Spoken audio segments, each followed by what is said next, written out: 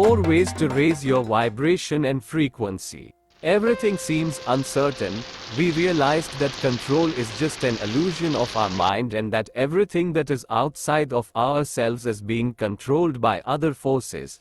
Seems that the cliché thought of, you only can control how you respond to situations, has been the mantra for many of us. Regardless of if these past 2 years have been a source of realizations and growth, or a source of desperate moments and pain, or perhaps both, we all can agree that we have experienced a great deal of stress and challenges.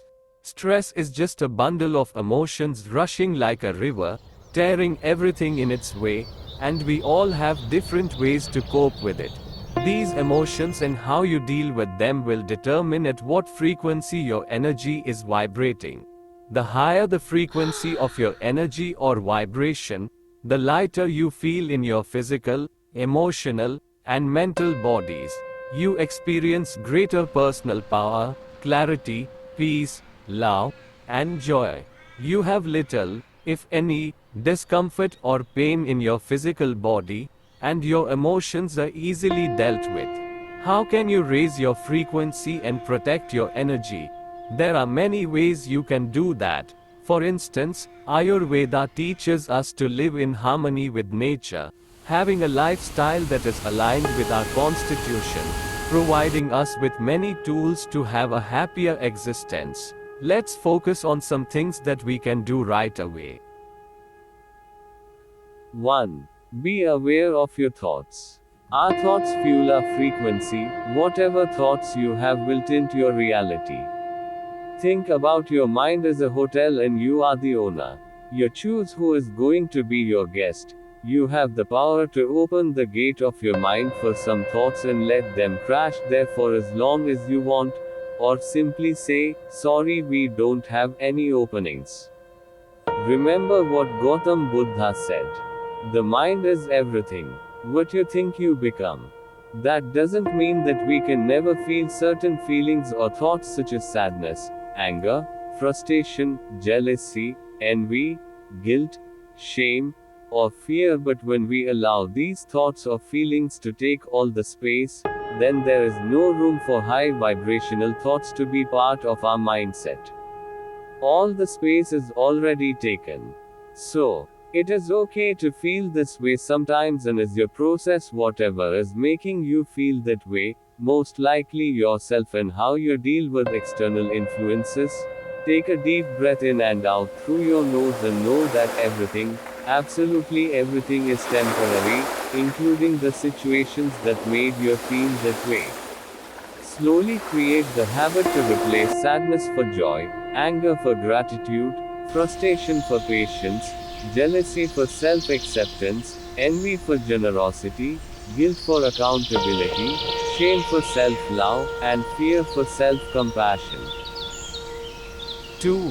Start your day with gratitude. Being in a human body is the most precious gift that your soul has received. Being human gives your soul the opportunity to grow, to be able to choose high consciousness, and to be aware of your actions. Only this way you can keep evolving until you achieve self-realization. Perhaps it will take many lives, but nevertheless, you are on your way. Just acknowledging that gives you a very important reason to be grateful. Grateful for this human life.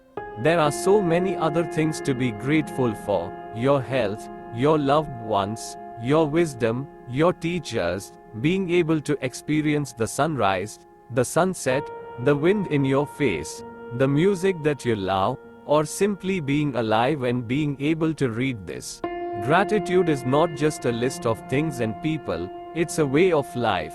As you become aware of all the opportunities that you have in front of you and focus your attention on all those things that you have, rather than focusing on the ones that you don't have, you are creating more opportunities and opening space to abundance in your life.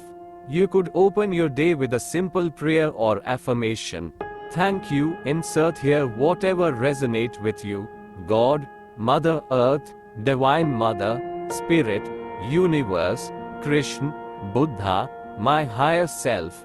for allowing me to experience one more day in this human body. Thank you for providing me with everything that I need to evolve and fulfill my karma and dharma. Thank you for abundance, for love, for health, wealth, teachings, and teachers. For the gift of appreciation. Thank you for making every encounter with every being an experience of love, kindness, and compassion. 3. Practice forgiveness. Perhaps because English is not my first, nor even my second language, I tend to dissect the words. Forgive, in my mind, means to give, to let go, to give it away. When you forgive, you are giving away your hurt. It doesn't mean that you are justifying why someone hurt you or letting that person off the hook. You simply are letting go of the attachment created to that feeling of hurt that has been keeping you a prisoner of the action of that person who hurt you. When you give away the hurt, you start taking back your power. Forgiveness does not mean that you have to be buddy-buddy with the person or people who hurt you. You don't even have to let them know, or create excuses for their behavior. It doesn't mean that you shouldn't have any more feelings about the situation or forget the incident. Forgiving is accepting the reality of what happened and finding a way to live in a state of resolution, and that, my dear, it takes time.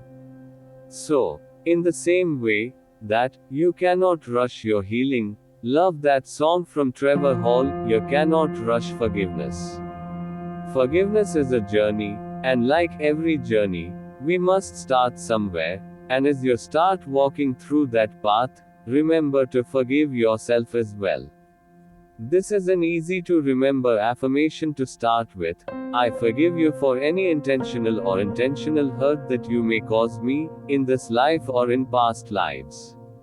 I forgive myself for any intentional or intentional hurt that I may cause myself, in this life or in past lives. Please forgive me for any intentional or intentional hurt that I may cause you, in this life or in past lives. Forgiveness, like gratitude, is a way of life. You are part of this community, called humans, living in this beautiful and generous planet, Mother Earth. It is many of us here, so eventually we all will get hurt one way or another, by ourselves or others. So being aware of that allows you to understand that hurt and suffering is part of our human condition, as it is forgiveness.